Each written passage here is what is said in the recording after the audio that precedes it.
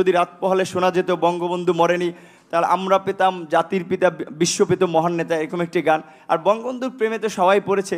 আর আমার যেহেতু আমি বলেছি আমার মাকে আমি সেই 2.5 বছর বয়সে হারিয়েছি, আমাদের প্রথমে আমার ইচ্ছা ছিল যে আমি মাননীয় প্রধানমন্ত্রীকে, যেমন ভারতের নরেন্দ্র মোদী আমরা দেখেছিলাম মাননীয় প্রধানমন্ত্রী যখন গিয়েছেন কোনো রকম প্রোটোকল ব্রেক করেই তিনি তাকে ওয়েলকাম জানিয়েছিল। আমার একটা ইচ্ছা ছিল তাকে মানে একদম ঝটিকা আগে তাকে সালাম করাটা, কিন্তু আমি ভাবছি তার পিছনে যেহেতু তার নিরাপত্তা রক্ষীরা রয়েছে সেটা বিঘ্ন ঘটবে কিনা, এই জন্য আমি যাইনি।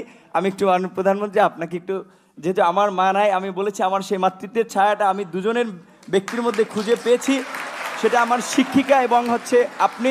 আমি একটু আপনাকে সালাম করতে চাই।